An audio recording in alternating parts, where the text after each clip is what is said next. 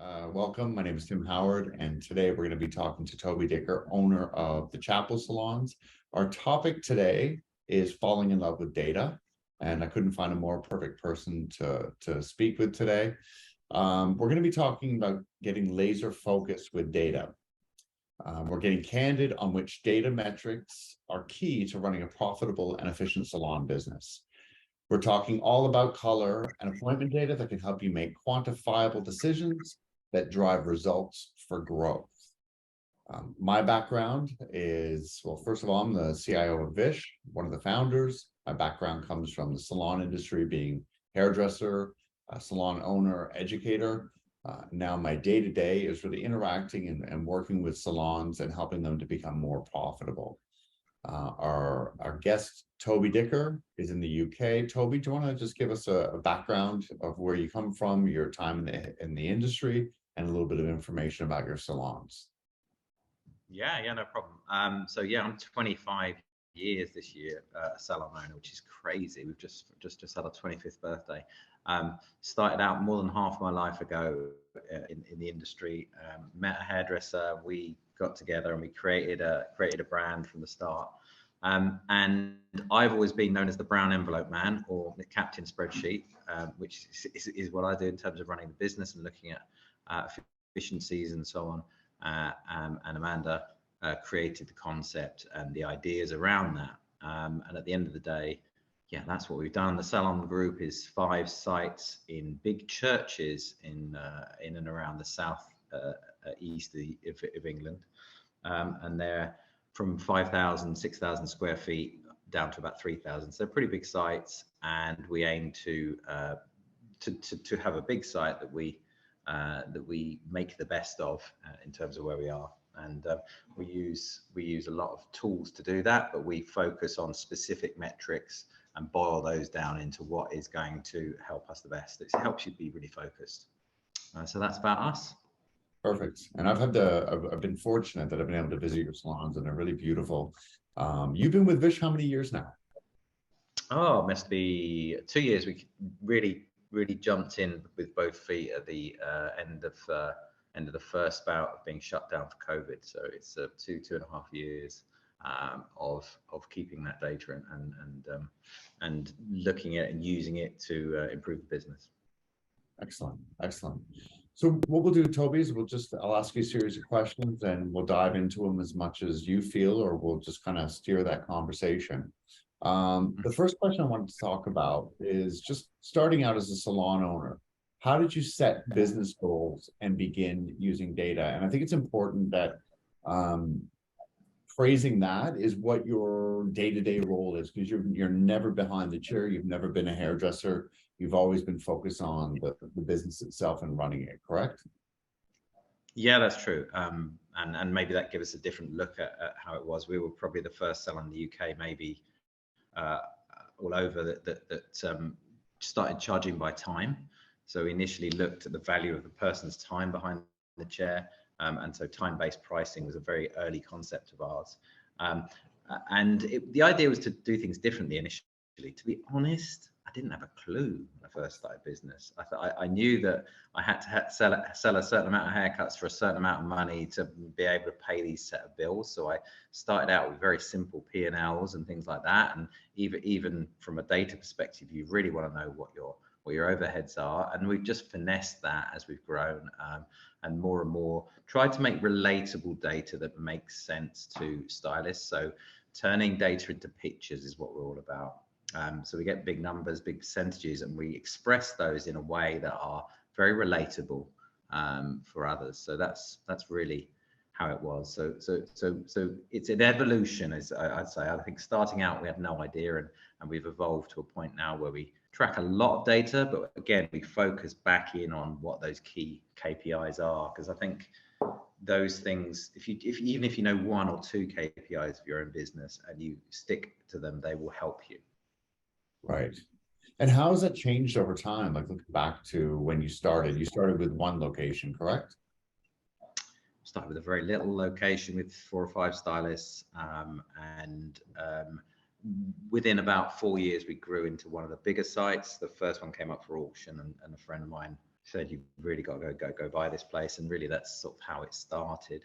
And as we grew into that, it became more important to understand, you know, the efficiencies, how much people would bring in. Not a lot changed in terms of what is really important to the business. Identifying that early was really, really good. I mean, the first most important piece of data for us is, do our customers come back?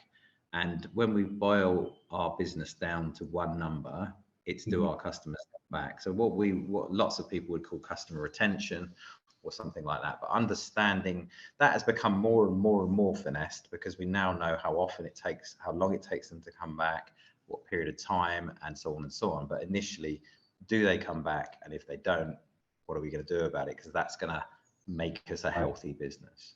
And that's really where it all started. I used to run a report, you know, when we got up to 70 people, and it was a spreadsheet that we ran a single report 4 times for every person. So we ran that report 280 times, and then we physically typed that number into a spreadsheet, and then I turned that into a picture.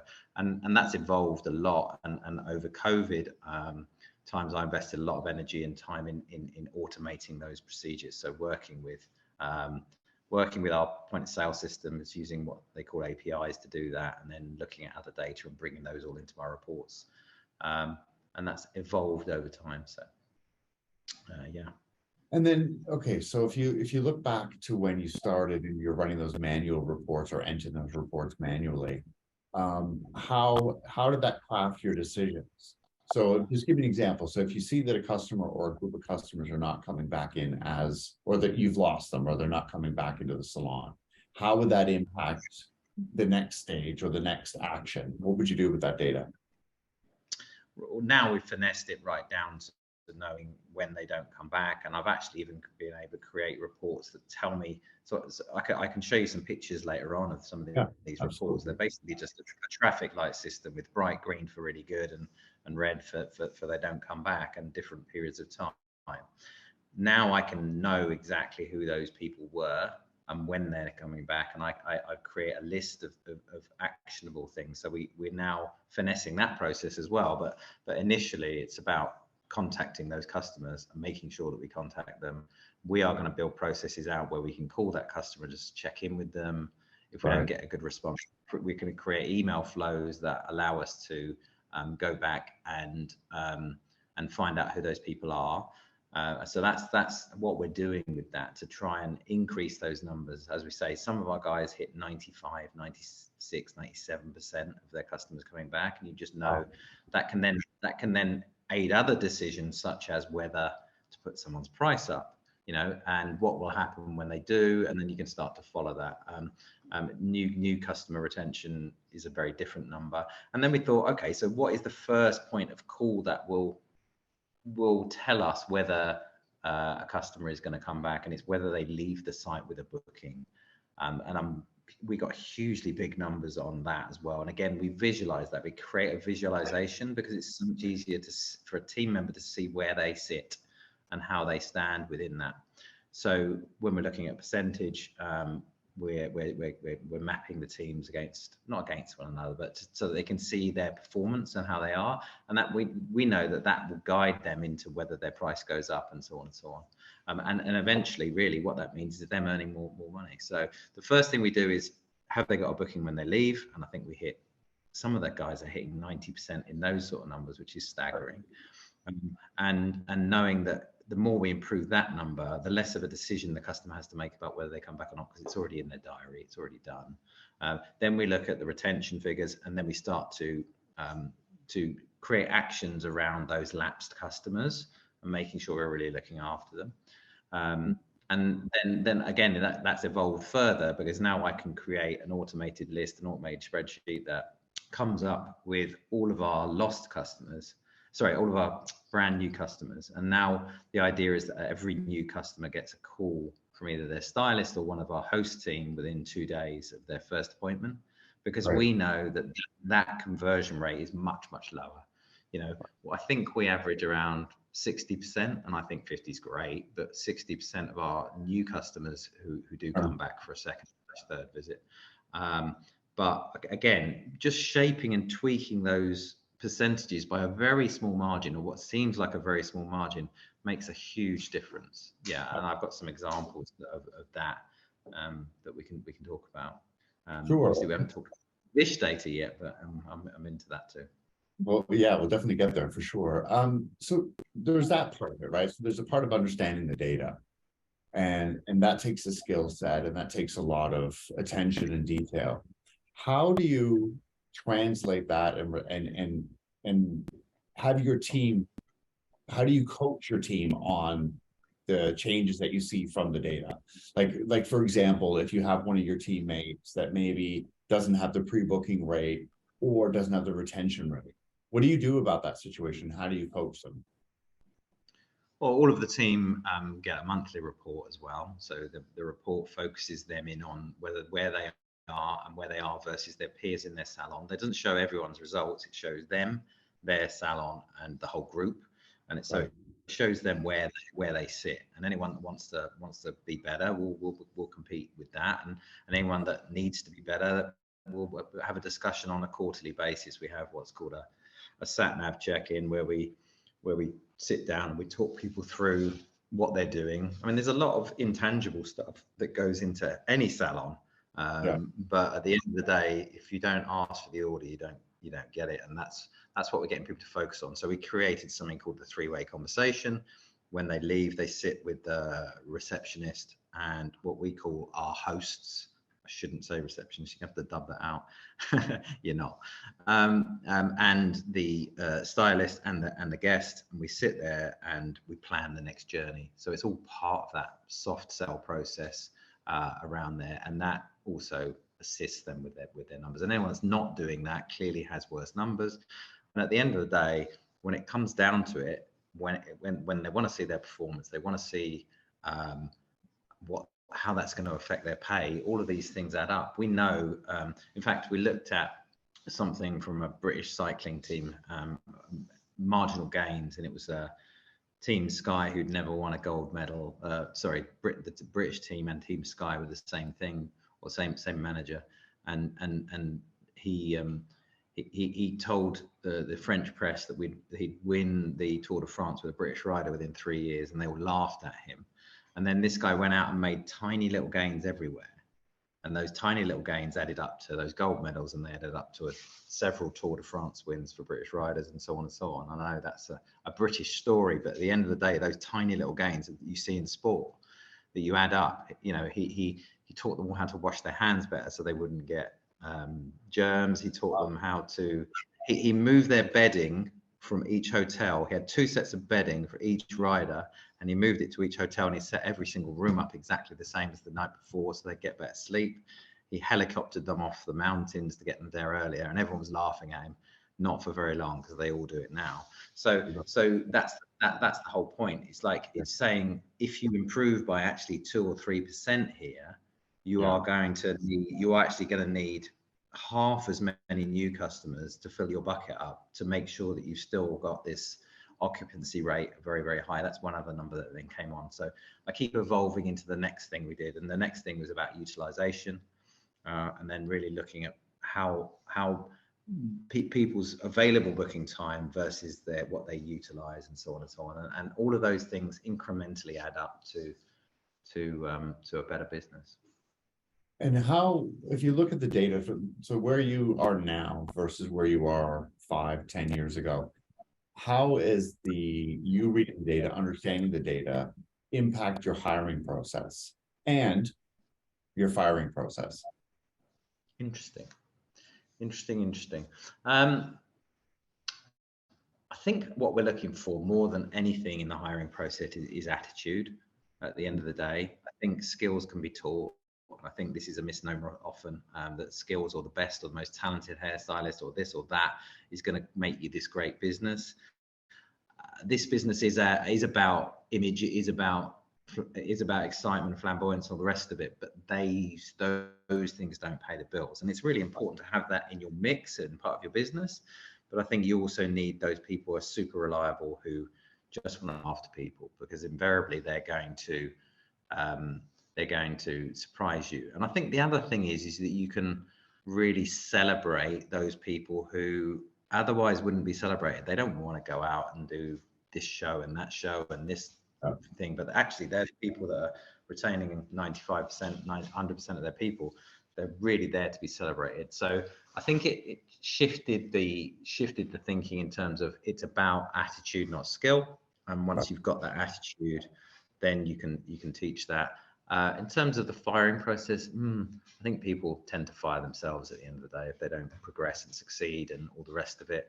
I mean, there are those that don't, but you know, I think if you don't fit into a culture and that's where things are, then you sort of find yourself another place.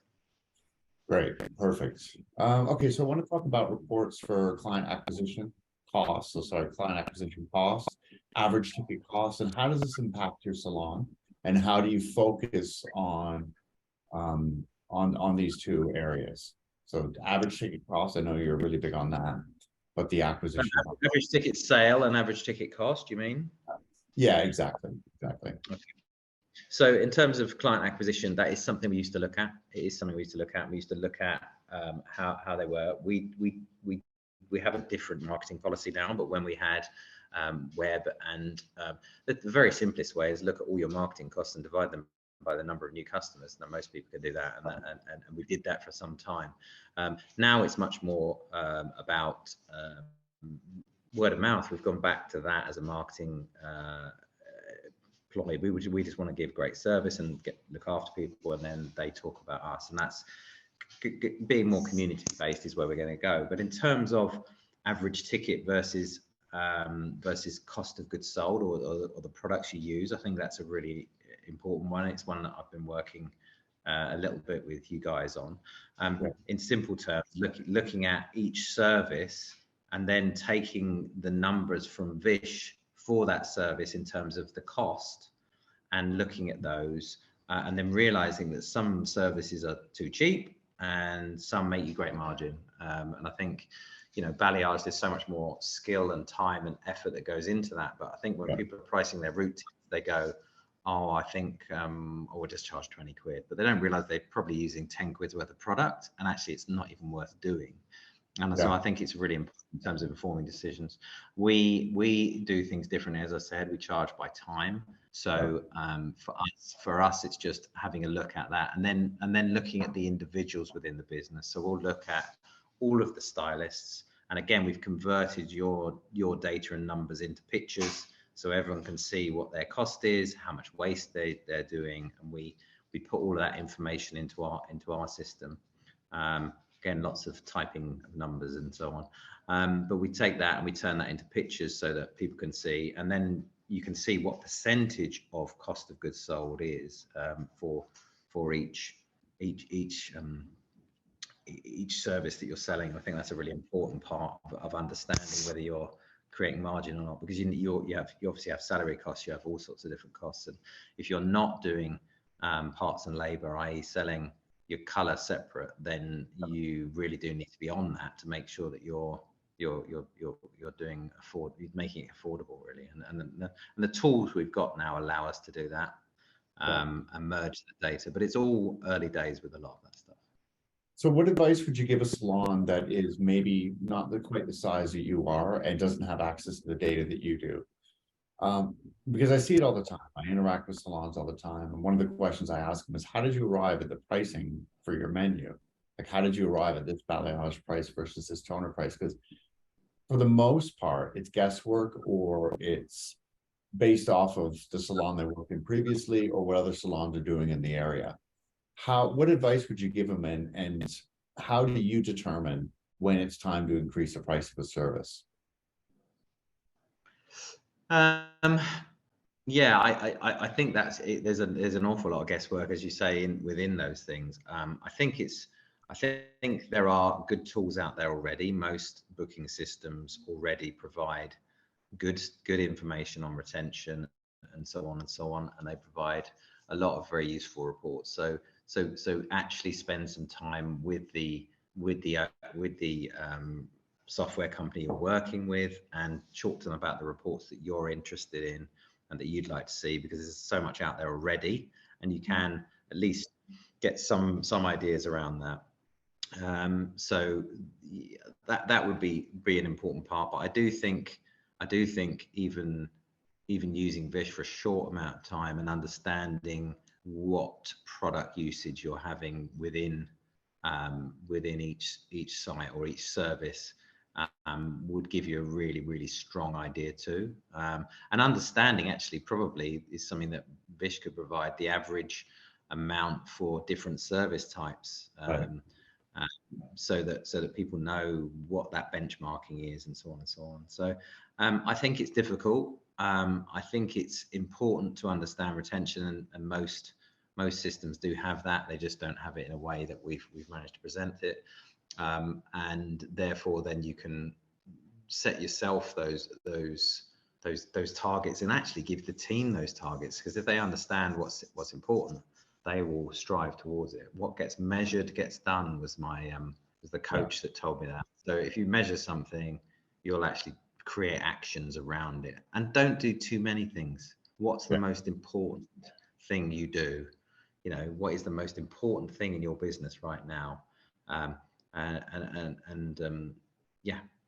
They're the things that I would focus on in terms of measuring. Always stop, give yourself some time. Hardly anyone gives themselves any time to strategize and think about their business, but any time invested will be strongly rewarded if you do that. Well said. Okay, so let's talk about color specifically. How do you use color usage reports to make your business? Sorry, let me rephrase that. Let me go again. Let's focus on color now. How do you use? I'll keep going. How do color usage reports help you make business decisions on a weekly, monthly, annual basis? So what reports do you look at? How does that impact your business, and how do you let them impact your business decisions? I think it's I think what I've done is I have taken the data out of the Vish system and put it into my own visualized system, and without showing you that might be difficult, but on a basic level, I'm comparing different stylists, usage bowls, amount of wastage, and so on and so on, and then I'm looking at what that benchmark looks like in the business. So I'll take 10 stylists from one salon, I'll look at their average usage per service, I'll then chart that, and the ones that are sticking way out the top, that are using too much color, we have some discussions around whether they're overusing or over applying, and that's really what so far has been in our planning, you know, really pointing out where that's happening. And then once we've got that, we can look at how much is being used in the salon versus how much we're purchasing, making sure there's no stock going missing, and so on and so on. That's really important too. But yeah, I mean, looking at just getting people to use systems properly, things that you want to save you money or to create a different revenue stream in the way that Vish does, are useful tools, but you've got to use them. That's right. But in terms of our planning, yeah, I mean, it's different things, and again, picking the top three most important. So for a salon manager, getting him to look at his top three, actually measuring month on month whether people are reducing their usage and so on and so on, and we have seen strong evidence of that. Looking at one salon versus another, what's the culture in there, and so on. So yeah, they're the things. It just, data shouldn't govern your decision making. It should show you what to focus on. That's really my feeling. I think if you take all the fun out of hairdressing and take all the fun out of everything, and it's all about just numbers, then we've got a very boring business on our hands. It shouldn't be about that. If you're having a great time, and your style and your customers are having a great time, and you're mindful of how much product you use, and all of these things, then you will become a better, more valuable and higher paid stylist. That's really more of the coaching around it. So yeah, I mean, that's the way I would shape it. It's part of a whole in terms of what we're looking at. Right, perfect. And I think what we'll do, Toby, toward the end of this, we'll if you want to share your screen and run it, excuse me, if you want to share your screen and run us through Yeah. some of the visualization and talking about some of the reports you're talking about. Um, when it comes to strategic planning, so not just for your business, but think of salons that maybe have a single location. What are some of the most important KPIs? If you could list maybe 3 or 4 KPIs that you think should be looked at in order to plan for the next year? I think the most important thing that very few salons do is have some sort of budget. If you've got any sort of accounts based on last year, have a look at where you've spent your money. Think about what might go up in cost, particularly at the moment. Really focus on that. So a proper P&L budget would be a useful thing. I don't think it has to be particularly difficult. You can look at all your costs and you can go, right, where are we going to go with these things? And then understand what that means in terms of income. So what do you need to bring in the door to do that? And then break that down into days if you want, because the more manageable chunks you bring things down into, for our guys, it's how many hours do I need to bill, not how much money do I need to bring in. It's how many hours a week do I need to spend with my customers, and if someone's target is 27 hours with their customers, that's a really manageable thing. They can go, well, if I want to improve by a few hours a week, I can look at moving things around, or shortening that gap, or not shortening appointments, or whatever it might be. So yeah, a P&L that you start out with, or profit and loss that you start out with, look at your costs from last year, add some costs onto it, work out what you need to turn over to break even or make money, to pay everything, and then break that down. Number one, for me, then it's the 2 key things that I'm looking at in terms of forward bookings, retention. Those 2 KPIs are really, really high for me. And then really going into those costs, so the Vish costs or whatever it might be, anything where you can save money, because at the end of the day, every single pound you save is a pound more on your profit. And you will have to turn over 10 or 15 or 20 times that. In fact, in most cases, I suspect 100 times that to make that additional pound in profit. In lots of businesses trade at 1% net profit, 2%, 3%, 5 or 6% in our hairdressing industry is pretty good. So if you think that 5% is pretty good, to make an extra pound, you've got to turn over 20 pounds more, or just save a pound. And that sounds crazy, but they're the same things. And I think that's another thing that people miss out on. So the fourth of those would be look at your costs and genuinely try and make a difference, whether it's whatever it's on. I think there's savings to be made if you spend a little bit of time thinking about it. Yeah, that's sound advice. That really is.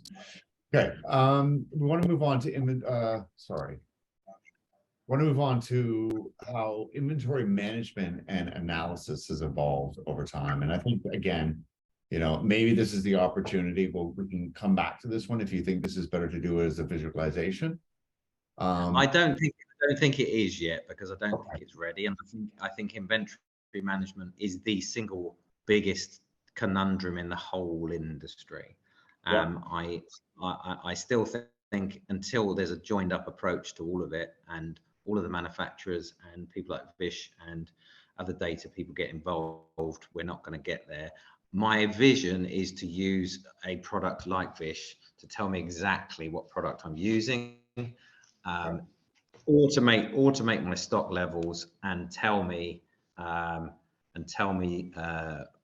what to buy on an automated process. And I know in every salon, in everywhere in the world, every week, people are going, what do I need of that? What do I need of that? And they're spending 2 hours on inventory management when they could be selling time. So I don't think it's there yet, is the honest truth. I think I've tried a lot of times and I've invested a lot of money, not money, but time in doing so. And therefore, I suppose it's cost money. I think it's possible, but it means everyone coming together on it. So inventory management is a big challenge.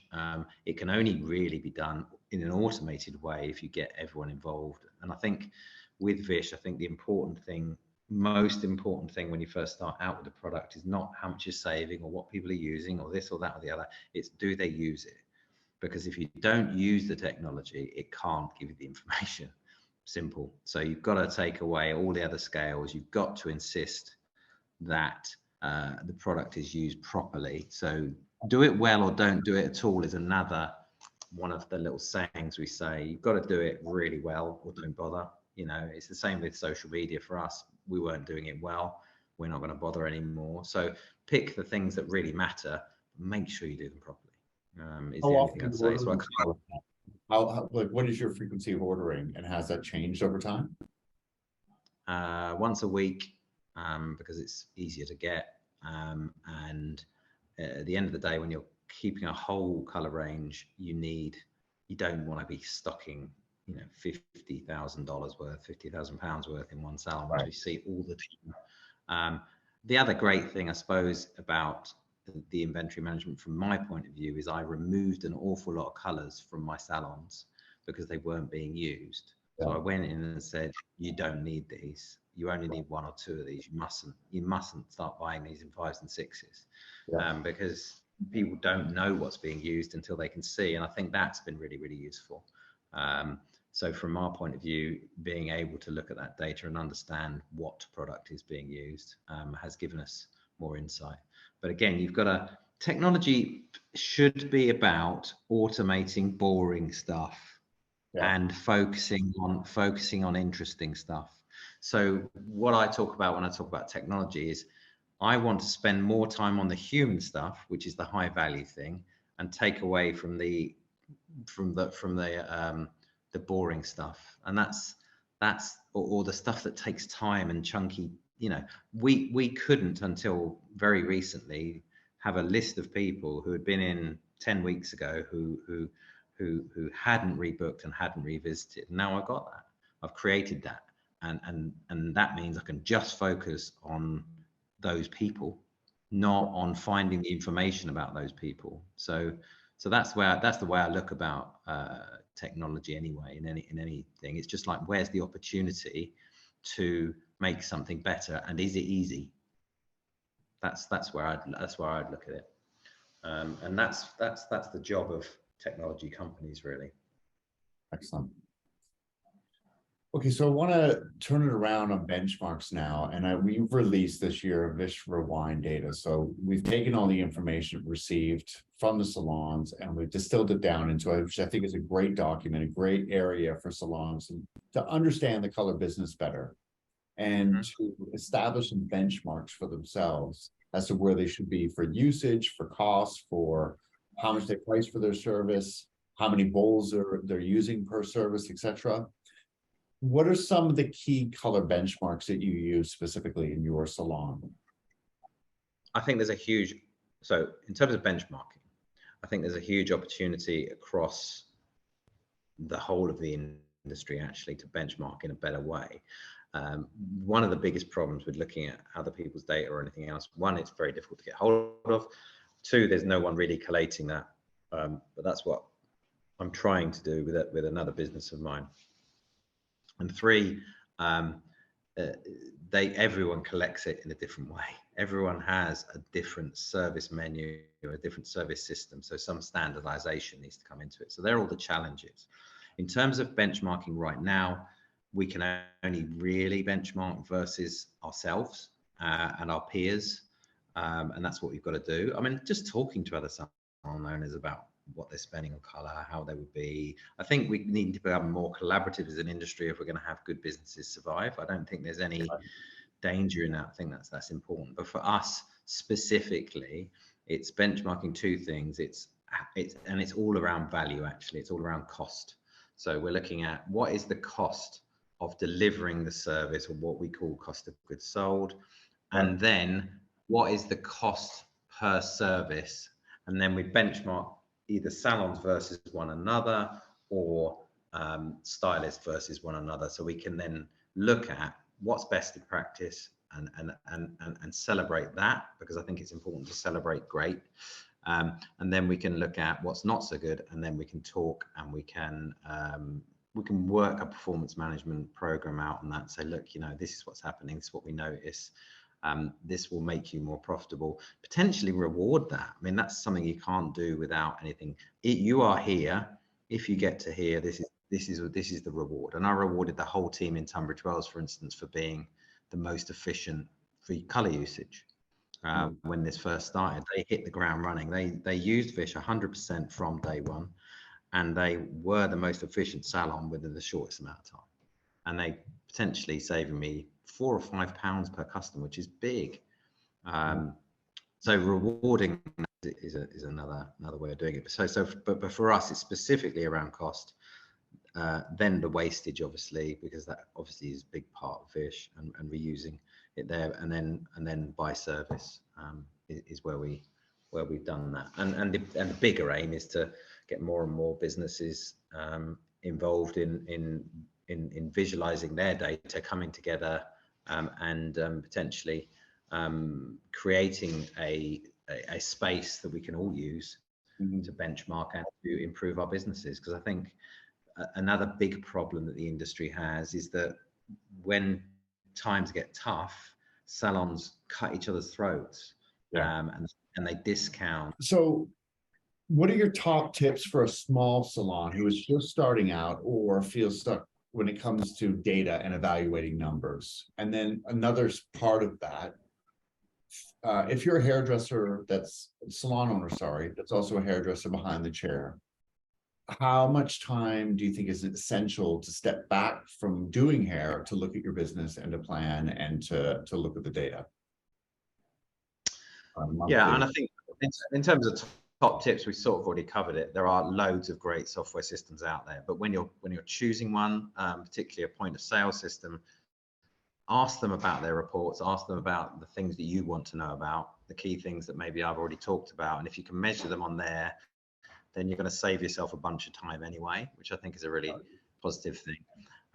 So that's what I would make sure that people do. And in terms of taking the time to evaluate, I think I've always heard that you need to spend 20% of the time strategizing, which sounds like an awful lot.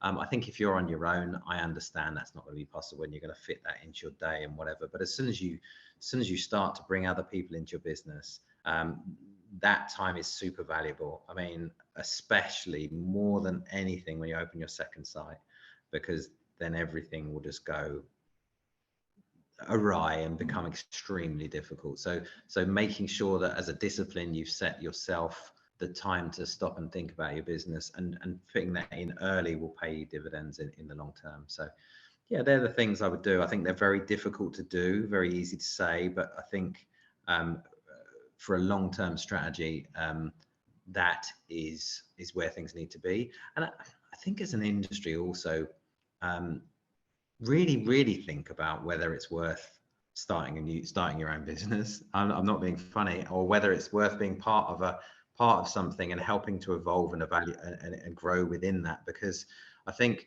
the more and more of these small micro businesses out there, the less we have the ability to do the good stuff. And maybe you can bring some great information or great things to an existing business and help evaluate and grow that. And maybe that will be more profitable for you, because there are 1,000,001 things you don't see when you first start out. So different things, but I think that's what I'd say. One of the things that you mentioned, which I think is really important, is benchmarking and talking to other salons. To get experience, you've been through a lot, you've got a lot to share. What are some of your best tips? Where do you connect? If you're maybe a rural salon or a small salon and you're new to an area, what advice would you give someone to connect to other salon owners, to help them get benchmarks, to help them start looking at their business differently? Where are those networking opportunities that you look to? I think in different markets there are different things. I think there are a lot of coaching companies in the US that can bring some of that information for you. Then there's key events and so on within the trade publications in the UK, just hanging out with people, just talking about the same problems you've got. Do you know what I mean? I think sometimes we all think we've got the same problems. So just even investing that one day a year, going to spend time with people, understand what the challenges are. They will tell you, people do, they're kind. You know, That would be that. I think locally people are a bit more colloquial and sort of make it more challenging, but maybe just reach out, just say, why don't we all get together and have a coffee? You know, some people will turn up, some won't. There are a million and one ways of doing that, but I'd say going to a proper event and just hanging out with people is where you'll get the most value. You won't necessarily get the most value from the panelists or anything, but just talking to people, I think, is the most networking and taking those opportunities. Manufacturers have those sort of opportunities too. And as I say, it's important to have the education and stuff that the manufacturers are wanting to tell you, but I think the hanging out with people is the key to that. Fantastic. Or the most valuable part. All right. Well, thank you so much for being a panelist today. And thank you to all the viewers. And remember, you can go to our website, a lot of this information, white papers, videos, webinars we've done in the past, as well as the Vish for Wine data document is there for you to read and to get some more information about how to run a more efficient color business.